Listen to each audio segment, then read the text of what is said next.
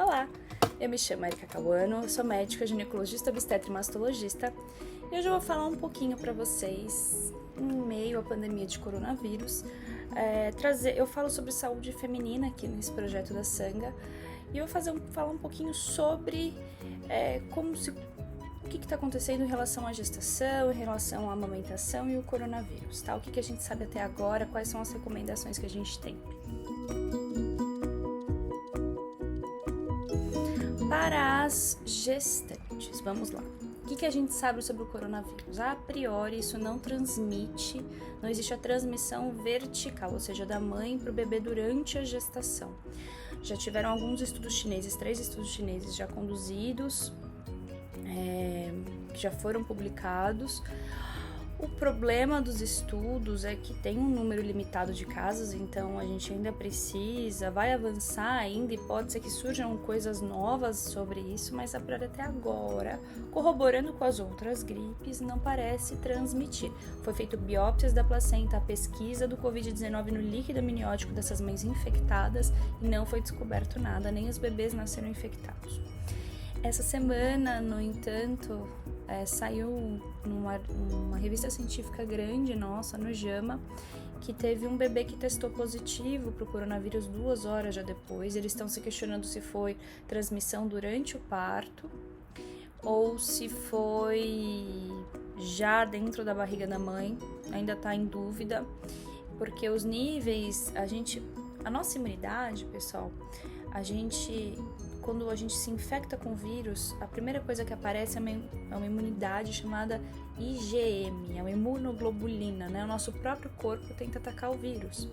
E a gente tem várias imunoglobulinas e quando chega um vírus novo, o IgM é a nossa primeira linha de defesa.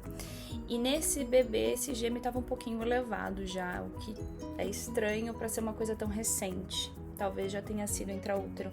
Então ficou essa discussão, mas é um caso e todos os outros casos até agora analisados não tiveram nada, sendo que a cultura da secreção vaginal dessa mulher veio negativa, tá? Então o que deixa a gente um pouquinho mais tranquilo. É claro que eu vou trazendo novas atualizações e tudo que for saindo, provavelmente a mídia também vai colocando pra gente saber o que tá acontecendo, mas a priori não existe risco de transmissão para a mãe e para o bebê durante a gestação.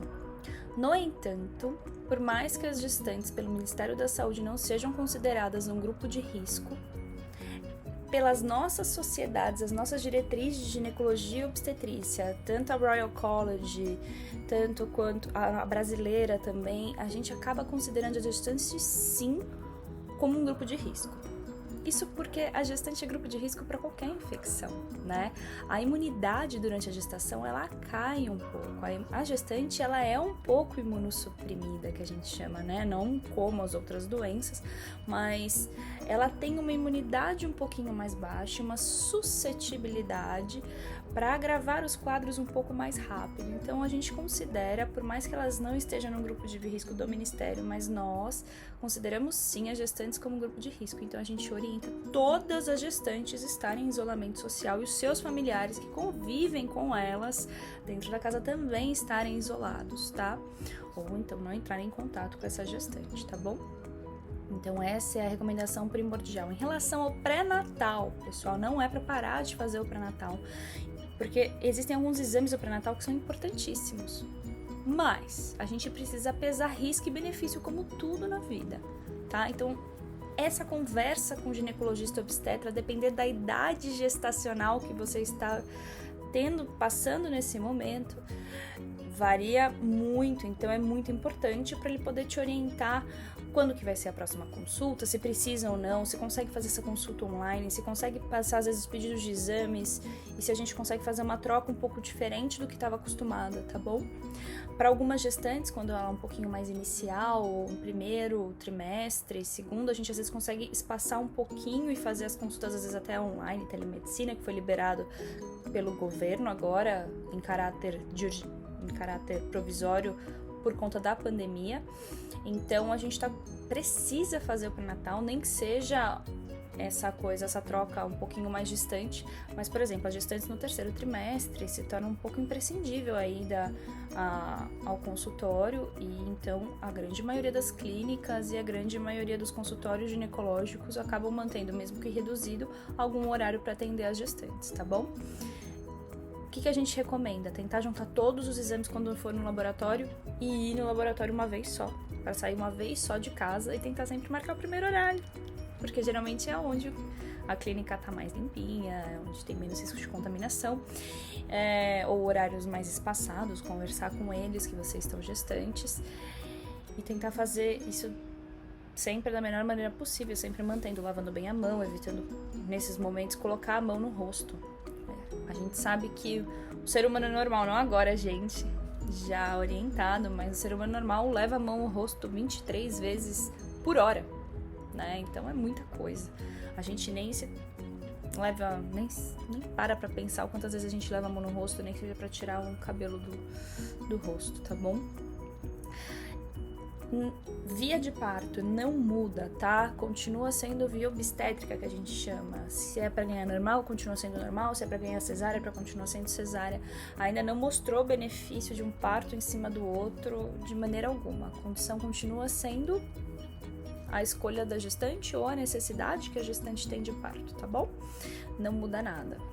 O que as maternidades têm restringido e a gente tem orientado é a visitação limitada. As maternidades, a grande maioria, pelo menos aqui em São Paulo e no mundo todo, tá bom? Tá restringindo apenas para um acompanhante durante o parto e o puerpério, e pede para ninguém vá visitar essa gestante, nem no hospital, nem em casa, tá? Abusem das fotos, dos videoconferências, das chamadas, mas infelizmente fotos e vídeos, a presencial mesmo, só pai e mãe e as pessoas mais próximas que já estejam nesse contato de isolamento com a gestante, tá? Em relação à amamentação, para manter a amamentação, o aleitamento materno, se claro não tiver nenhuma contraindicação, mas se tiver recomendado a amamentação para essa gestante, mesmo com confirmação ou suspeita de Covid-19, é para manter essa amamentação. Quais são as recomendações, caso essa gestante esteja com algum sinal gripal ou com Covid-19 confirmada? Lavar bem as mãos pelo menos 20 segundos antes de pegar no bebê, independente de ser ou não para mamada. Usar máscara que cubra o nariz e a boca muito bem durante a amamentação. Tentar evitar de tossir e espirrar. E se tossir e espirrar, trocar essa máscara, tá bom? E sempre tomar bastante cuidado com essas coisas, tá? Essa parte de higiene. Mas, de uma maneira geral, o aleitamento materno, ele tem imunoglobulina, principalmente aquele colostro, aquele primeiro leite. Então, é como se você estivesse vacinando o bebê pelo leite materno mesmo. A gente está passando imunidade pro bebê por aquele leite. Então, é extremamente importante o bebê estar em aleitamento materno. Bom, era isso. Se tiver alguma novidade, eu trago para vocês. Um beijo.